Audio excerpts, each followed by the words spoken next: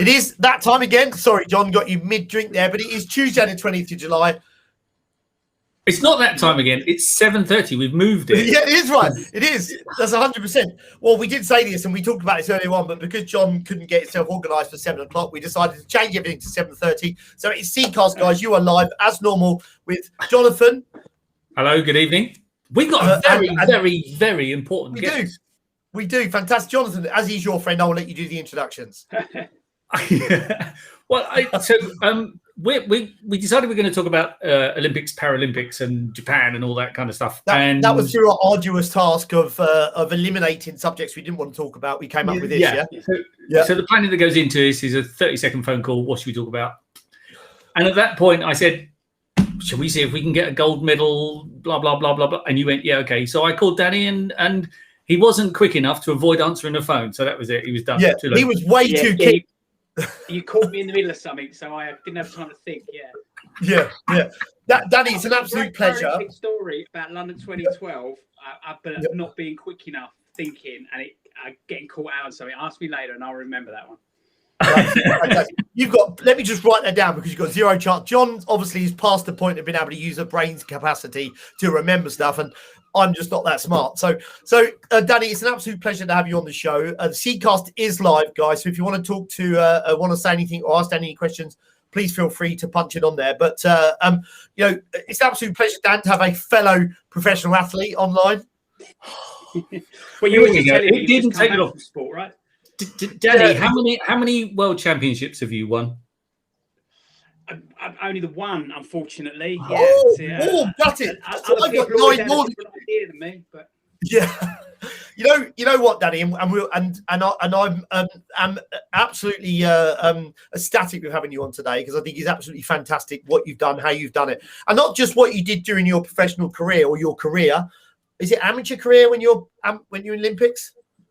How do they? Professional, pretty much now. I was right at the start of that when it switched with the lottery funding. So I was in that transition phase where we was getting beaten up every time we went to an Olympic and a Paralympic games. The Paralympians were doing quite well. The Olympians were getting a bit of a bashing at Atlanta, and then going into Sydney, that was that point where the national lottery and the world class performance plan was just starting. So we was just starting to professionalise the sport. So we had professional coaches. We was able to access all the services, like the support that we need. So I was very fortunate with my career that I got involved at that point. So I'd call myself a professional athlete. Yeah. So, but you should explain. Yeah, I mean, professional athlete. I mean, there are professional athletes and there are professional athletes. You kind of did okay. Let's be honest. Yeah. Olympic gold, Commonwealth gold, world record. You still hold the world record, right? I did for 4 years. I had it between, so I had a 12-year career, 3 Paralympics, Sydney bronze medal over the 400, gold medal over the 800 in 2004 at Athens. That was the one I'm known for. 2006, the world champ finally became a world champion. That one took me a bit longer to get right. In amongst that was European champion, World Cup winner, and a world record holder between 2004 and 2008. Unfortunately, a Polish athlete by the name of Marcin Awizen, who went on and won in Beijing, had a very different idea about who should hold that world record in 2008. Never did like the Polish. If you're watching, sorry, mate. They're there to be broken, right? I mean, we're not counting. I won my first world title at 9, and I think that when you, I'm sorry. I think the thing that's always excited or got me excited about Paralympians or Olympians to talk to people is that, there are so many people now that it's funded and it's well funded. If we look at my sport in windsurfing, there are hundreds of kids that are consider themselves in an opportunity to either go in 4 years or 8 years, or whatever it is the time. But everybody has a different path to doing it. But actually, to be able to be that person that gets picked, those kind of people are separate to the rest of the world. If I look at my sport, windsurfers, you were either a professional or you went and did the Olympics. And I wanted to make money from it. So it was a bit of a different story. But I can't imagine what it would have been like for you to grow up and, and do what you did. But there's an interesting. Sorry, yeah, and Danny, you were going to say something, but I've got an interesting point to pick up on the two sports. No, go on, that's fine. Let him speak, John. For Christ's sake, man, you're just going to talk the whole time, aren't you? No, sorry, go, John. Yeah, ask the question. It's interesting. I mean, of course, people perceive when you use the word professional sports person, they perceive there's money, and it's not like that. And very, very, very few sports people make much money out of their sport. But the word professionalism is about the support that goes with it, the network, and the ability to access the training venue, physio, doctors. So no money, so just drugs and women. That's why it's well done. Drugs and women. What's that? John, please don't lower the tone. Oh, yeah. So anyway, definitely none of that. so Danny, here's the thing I want to ask. So the Olympics are going ahead, the Paralympics are going ahead. There's going to be no one to watch other than the people carrying the kit away and all that kind of stuff. It's fundamentally no one. And it's been delayed. I want to know if the medals are going to have 2020 or 2021. That's another story. It's been delayed, and it kind of got to the point where the IOC said, you either do it or we just cancel the whole thing. And the Japanese government and all the people behind it kind of went, no, it's not like that. So it all got a bit political. But the difference is, Danny, when you're hurtling around the track, right, 1 lap or 2 laps, there are quite a few people watching, 80,000 or something like that. The noise, the atmosphere and all that kind of stuff is absolutely electric. And I get that. And the athletes are going to miss that. But from Ant's point of view, when he's out, half a mile out to see, tootling around on his paddleboard, there's not a person within a mile. There's not a person within a mile. Within 100 miles. Yeah, hopefully. That's if I'm doing well, right? But there's no audio, there's no crowd, there's no cheering, there's no that kind of stuff, So it's kind of interesting, how different is it to not having a crowd there? So fundamentally, you're going to be doing what Ant used to do, right? You guys, you runners and stuff.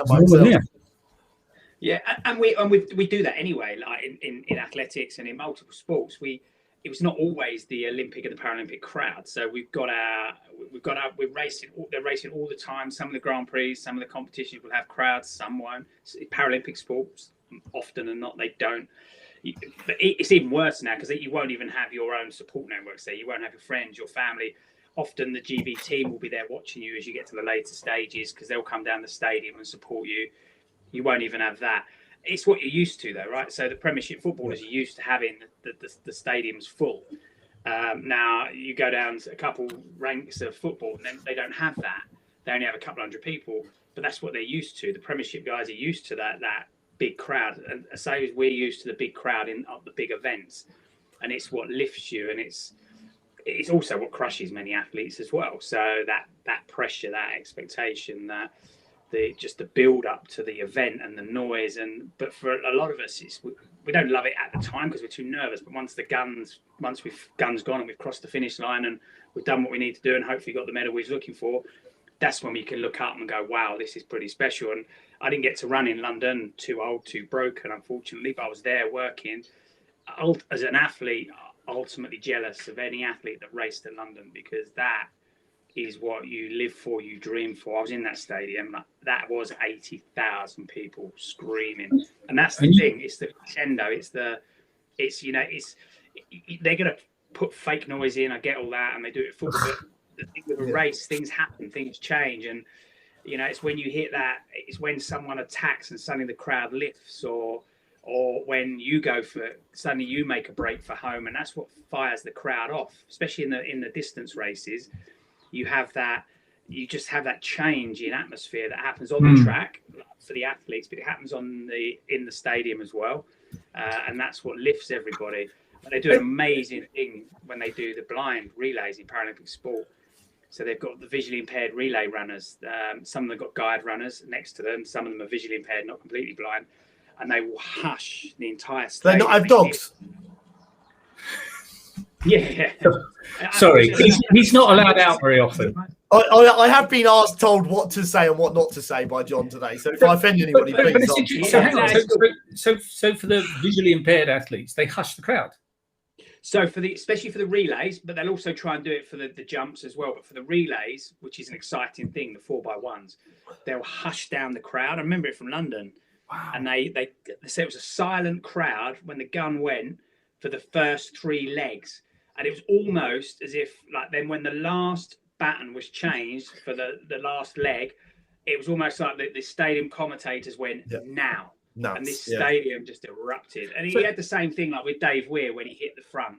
You know, when he was in the 800 meters of 15, and it just you get that, and it just goes from sort of normal to electric, and that's what you'll never ever replicate. So it's kind of interesting, you know, at the meet in Birmingham or something, like you say, there's you know, just a couple of hundred people there. So the Olympics and the World Championships and a few other big events, the Grand Prix, a real standout in terms of the crowd.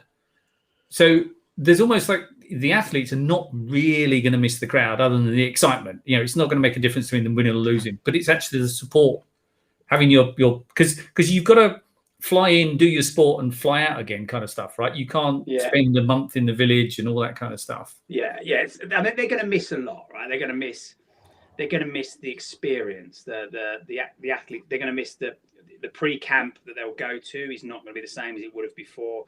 The athletes' village will never be the same as it was before. The experience of the village. So the ones that go in for their first games will not get that excitement of that.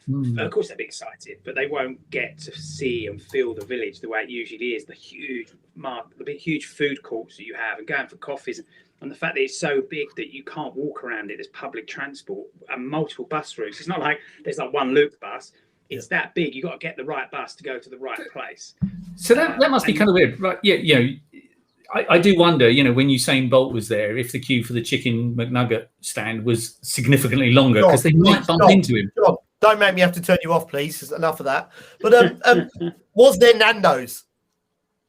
No, there never was when I was there. Come on. McDonald's is always the funny one because it's you get it's fairly quiet at the start of the championships, the McDonald's, and then by the end of it, you can always tell when an athlete's finished their competition because generally their tray is piled high with this stuff. The food is phenomenal though. I mean, like, it's cuisine from around the world, and it's phenomenal cuisine. I mean, so there's not going to be the village. There's not going to be the support infrastructure. I was reading something the other day. There was a social media feed that some local swimming club, they've now started swimming at 3:30 in the morning because one of their swimmers is going to Tokyo. And that's the only way they can get used to the time zone. Because that's the other thing, right? You know, you haven't got time to get into the village and get into the time zone. You've got to do it. You prepare that before. We did that. We did 15 events a year when I was windsurfing, and we would prepare 2-3 weeks before with the food that you'd eat. Whether if you're going to Spain and you're eating, you know, like food that was richer, you would change your diet and so on and so forth. But I think as an athlete, John, which is probably, you know, Danny and I can cover this one. Legitimately, Danny, I was a professional athlete. I may not look it now, but you know, but I think the first time I ever won like a major world championship event, it was a massive blur. It wasn't until I was actually on the plane on the way home did I actually absorb it and take it in and actually appreciate it, what I've understood from me and my trainers and my coaches and all the things that have gone into doing it. And I think the Olympics is something that you get to do one or two. In fact, funnily enough, and I totally forgot about this, my second wife, was half Burmese, don't ask, half Burmese, half Australian. Her dad was dual Olympic medalist, gold medalist. But he was the only Australian to ever do it in 2 disciplines, in 2 separate Olympics. He won road track, going around the track on a bike, I don't know what they call it, velodrome, and bench rest shooting. He won 2 gold medals for 2 different disciplines. Useless piece of information there. So that's pretty cool.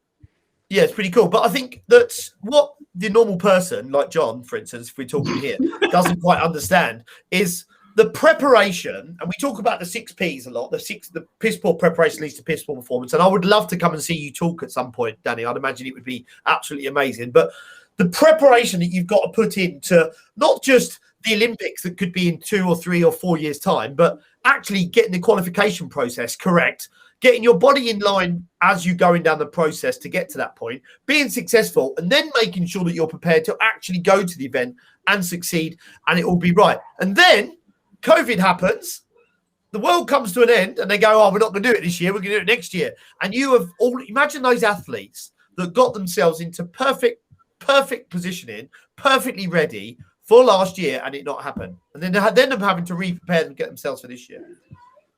Well, like anything in life, there's winners and there's losers, and there is like the whole COVID situation. There's some businesses that have absolutely thrived through this situation, and they wouldn't want people's misery to be how their business thrived, but it's been the it's how they've managed to do it. Like all the delivery companies now have just gone through the roof, right? The athletes, some athletes would have been injured last year. Some may have not been going because they were injured. Some were going but not in the best shape. They had an extra year to prepare. But then on the flip side, there was the losers. There's athletes that were in the best shape of their life last year. This year hasn't gone so well, and they're either not made the team now or they're going there not in great shape. But that's the other thing. Some would have qualified last year and then not hit the qualifying time this year. I mean, how gutting is that? That's tough, right? And they might have not just qualified; they might have been medal potential last year or on for a place in the final, and this year's just not worked out for them. And I mean, going back to it, like when it's hit though, and the athletes, they like anything in life, you've got a choice. You control the controllables. You take care of what you can take care of. So that they would have been absolutely mortified, devastated, broken, but they're going to have to pick themselves up pretty quick. And what you'll see is when you get to Tokyo next week, when the Olympics start, and in a few weeks' time or a month or so's time when the Paralympics start, there'll be athletes that never quite got over that, and they're going to struggle. There'll be some that did what sports people and athletes are really good at, which is dealing with setbacks, change, turns in the road that they weren't expecting. That's what a good sports person does anyway. They would have just gone, right, I've had a little cry about it. Now all I can do is refocus, prepare the best I can and get ready for Tokyo 2021. And they should do the same with the whole crowd thing. Because you was right. And, when you're competing, it doesn't matter about, it does, but it doesn't matter about the crowd. It doesn't matter about your mum and dad being there and your friends, your family. That's all part of it. But when that gun goes, or you take that run up, or you dive in the pool, or you hit the first ball, whatever sport you're doing, you've got a job to do. It's not about the people there; it's about what you do. The sad part is the after part, right? If you exceed all expectations, and that moment when you get your medal and your family are there to see it, that's the bit that's gonna. Some athletes are going to fight. You can do your best, right? You can do 100%, which is the maximum that you can do. You can be prepared to the point, and you can still lose. That's I've been in positions where I've been the best person in the world by miles and still lost. Just because somebody on their day stepped up and took the play and took that moving forward. But you know what's an interesting subject, and it's sort of not necessarily what we were going to talk about today, but. I've got a lot of friends, obviously, that are professional athletes who, my brother, for instance, he was 11 times world champion. He won multiple disciplines. He actually, I went and watched him race his bike this weekend, and he motorbike, and he won that. He's an exceptional he is an unbelievably good athlete. He's 50 years old, but he's on the top. He's maybe not. Your younger brother, then. Yeah, so he's much younger than me. Well, he's skinnier than me anyway, but I'm 5 years younger than him. But except absolutely fantastic to watch. But he can still not separate the world of reality to the world of that. So he's doing amateur motorbike racing and he's treating it like it's the World Cup. So, I wonder how you found the separation from what you did. I mean, did you get to the point where you fell off a cliff and then you stopped, or did you choose to stop? I mean, what got you to the end? Injury in 2008 sort of led me down the path of, I was planning to go to London, but injured in 2008 in Beijing and unable to race there. Had the honour of carrying the flag in the opening ceremony. And then the very next day, suffered an injury again and was ruled out. So I was actually I'd been in the bird's nest the day before the opening ceremony, and then was preparing for preparation for getting ready to race. I was already struggling a bit with injury, and then tore my calf muscle, and that was it. I was out. And then I came back, recovered, got back out on the track, and then retired in 2009. So I kind of stopped. When I stopped, I stopped. Is it a case that you just get more injuries more often, and you can see the trajectory? It was just a long one. It was the long one, and it was also, unfortunately, with sport, there's a point where you've got to make a career choice, and my career choice was right. If I stop now, it was always the question: could I keep going? I would have been 39 had I gone and raced in London, which is always a big ask for a middle distance runner. So you're already up against it. And then I also thought maybe now's the chance to switch to the broadcast, and maybe there's an opportunity for me in that. But it's not easy. And I I'm not competitive. I am competitive, but I'm not. So I've never won a dad's race. I've got kids, right? I'm never. They all want to race you, though, don't they? They're like, we're getting a sack race and I'm whooping his ass. Yeah. I get nodded, to be honest. I'm normally pushed over. But when I am, the only time I am is when I'm on a bike, like a road bike. And anytime there's a hill, I like, just because I still got it. So there's that little moment where I have a little light up and I'm gone. I'm done. By the time I'm at the top, I'm absolutely finished. And everyone else goes past me again. But I just have that little moment where I like to say, I've still got it. The best bit of your autobiography was well, and there's lots of it, but where you played a game of rugby not long after you'd lost your arm and you come back and you were playing for a club we can't mention because they're the enemy to my old club, if you remember. And you scored 3 tries. You scored a hat trick, right? You're on the wing. Do they call it a hat trick in rugby? Yes. Okay. Yeah, still do. Yeah. Oh, yeah. Yeah, but we don't fall over all the time, you know. I like the "we" comment there. But the problem when you're watching on TV, do you fall on the ground? I was talking to Danny a while ago, and he said, you know, I scored 3 tries. He said, you know, can you imagine how the other bloke felt? Right, you know, a guy's run past him 3 times, and he's only got 1 arm. It's like, you know, I mean, poor guy. You know, he probably never recovered, right? Yeah, well, if he's in the Paralympics, I think you let him off, right? Yeah. I used to get it all the time. I used to get people come up to me and say, like, and in races as well, because I raced everything I did was able-bodied, except the international stuff. So I raced for my club, Thurrock, all the time, and I run at the British Miners Clubs, the British Grand Prix, the Olympic trials. I do all the mainstream athletic stuff. So I would regularly get people come up to me and say, I raced you like a few years ago and you beat me. You know, let me ask you a question, Danny. How much of a hindrance is it having 1 arm running? Like, what difference would it make? No, what I mean is the inertia. Like, the biomechanics of it. How does that change? It takes longer to tie your shoelaces before you get on the track. Yeah. Do you have Velcro? You have Velcro shoes, 100%. Yeah.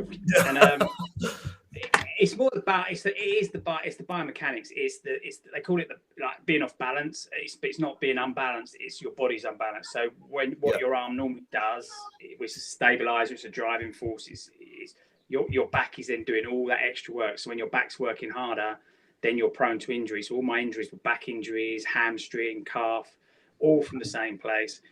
And then in training, you physically can't run as fast, but they just don't know what percentage that is. So there is a percentage loss you will have for losing an arm. They just don't know exactly what it is because everyone's slightly different. And there is in the training. So in terms of like weight training and the fitness-based sort of circuit training we would do and core stability, all the other stuff we do, it's running's not just running. That's affected by only having 1 arm. So it has a big impact on your everything around the sport, and then the actual running part affects as well. But down to the arm you lose can affect actually racing on a track.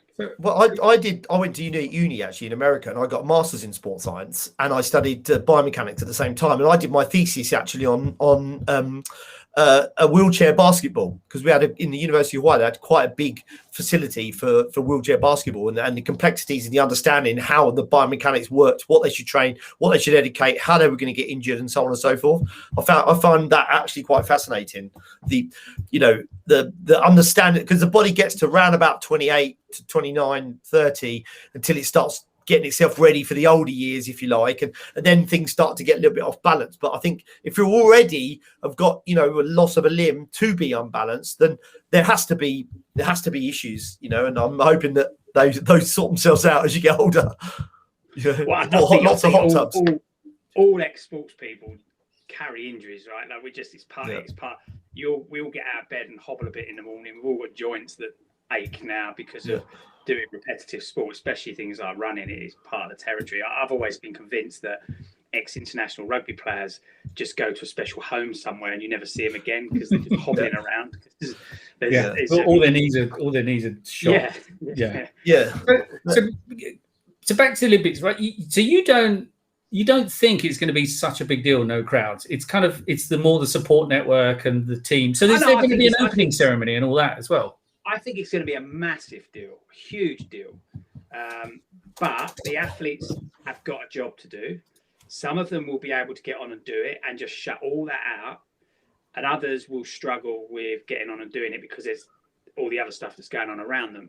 Because even just the whole transport to and from the venues, the opening ceremony, like you say, I mean, not all athletes go to the opening ceremonies. It depends when you're competing. If you're competing quite soon to the opening ceremony, especially the big teams like Great Britain will not allow you to go. And why would you if you're competing 2 days later? The opening ceremony is a big thing. Like, it's hours and hours and hours of hanging around and to get the athletes into that position. So you don't always do it. You want to, and it's a big part of your first, especially your first games. But I can imagine that you won't get any athletes from the big teams going to those opening ceremonies.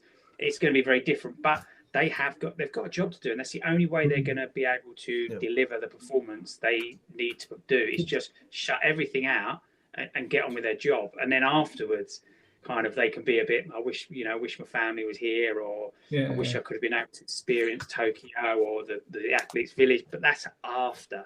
But it's interesting, like you say, we don't think of it as a job, but it obviously is, and some sports are much better paid than others, But you're right, it's that mindset, because I mean, and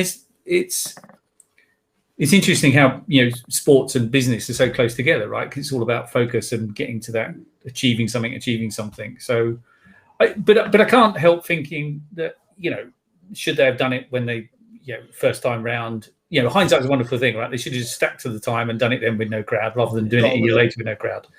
It's still going to be weird watching it. I just hope they don't do all the canned stuff like they do like they did recently with the football.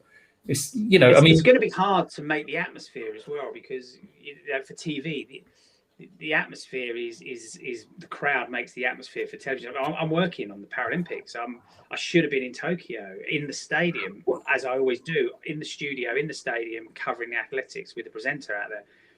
I'm going to be in a studio in Leeds. The commentary team are going to be based somewhere else. Leeds, Tokyo. Close call. I've heard Leeds is quite nice in that time of the year, and I'm sure it is. But one of the first windsurfing World Cup events I went to was in Omazaki, and there was 150,000 people at the beach every day. They had no idea what they were looking at and who they were looking at, but they were there, and they were. I can tell you now, it is the most awesome place in the world. It's pretty random, but it's pretty awesome. We're getting fairly close to the end, Danny. And the question that I wanted to ask is, obviously, we talked about the Olympics and you being a Paralympian and basically just being an all-round legend and literally being the best person that we've had on this show, which we really appreciate. But do you want to give us a couple of minutes of talking about what you do now and maybe how we can watch what you do and listen to what you do and that stuff? Yeah, well, I mean, your fingers crossed it all goes ahead. You'll see me working on the Paralympic Games for Channel 4, which I've done for multiple times. So I'll be a pundit for athletics again on the morning shows. That comes around every 4 years, and I do some bits in between. My main job is how I met. My main job has always been a keynote speaker. I've done that for over 20 years now. Used to travel the world doing it, Malaysia, Dubai, and all over Europe. Now this is where I do keynotes from, 3 meters from my house in my office. You're too big up now, aren't you? That's it. That's the problem. You got the bend, you got the roller on the driveway. Too much money coming in, man. And me and John, we do this sort of stuff for fun. I long to be on an airplane and travel and go and do keynote. I miss people. I want to be back on stage. That's my main job. And my main job is alongside my other main job, which is my performance business, 1404, which is when we go into businesses and we do high performance days. We're bringing in, I work with other Olympians, Paralympians, bring in specialists from their field. And we help businesses understand high performance mindsets really, and how they implement it, and understanding the building blocks to delivering performance. Multiple different ways we do it, but all with the athlete's mindset. So using coaching, using techniques, using lessons learned from being part of high performance sport. So I have quite a varied life. As I say, it used to take me in all different places. Now it takes me to I call it my sound studio. It's my shed in my garden. But it's a crazy life now, because I was out here the other day delivering a keynote presentation to a big corporate in Singapore at 4:00 in the morning. I was up at 3:00 out here with my lights on, and I was delivering a keynote to Singapore at 4 a.m. I was back in bed by 5:30, trying to get a few hours sleep before the baby woke up. It's just it's a different world, and it's all right when you live on an estate, though, isn't it? Doesn't matter, does it? You know, all you got, you know. Yeah. guys, we've gone a half an hour. Danny, we could talk to you for ages. Really appreciate you last minute. You know, John said that you're basically his best mate, so we appreciate that today. No, I'm teasing. But Danny, it has been an absolute pleasure. Legitimately, mate, you're an absolute star. Really appreciate what you've done, not just for you know, for everyone that's around you, what you keep doing, but for you know, for the sport, and keep trucking on there. We shall watch it with interest. Now we look forward to hearing you online. I can now say that you're one of my best mates, which is fantastic. So former professional athlete, yeah. Well, clearly, you know, I mean, you look like an athlete. I don't look like that. You haven't seen me. When I tell people, like, and I say to them, so I used to be a professional athlete. You see them looking at me thinking, "You fat bastard." There's no chance. We moved a few years ago, and I pulled all the kit out of the loft, and I stupidly, in front of my partner Gemma and my kids, my two boys, decided to try some of the old kit on, and and when they finished laughing at the fact that it doesn't fit anymore, I think that was the moment I realised that body doesn't exist anymore. So. Also, shell suits are just not that cool anymore, are they? No, they're definitely not that cool anymore. Yeah. Mate, it's been an absolute pleasure. Danny, John, as always, is an absolute legend, mate. We look forward to catching up with you next week, guys. The new time of 7:30 every week on a Tuesday. Danny, again, congratulations for everything you've done and everything you've achieved. I'm sure you're an absolute weapon, mate. I look forward to catching up with you at some point soon. Everybody, have a good evening. Likewise. Cheers. Bye-bye. Bye.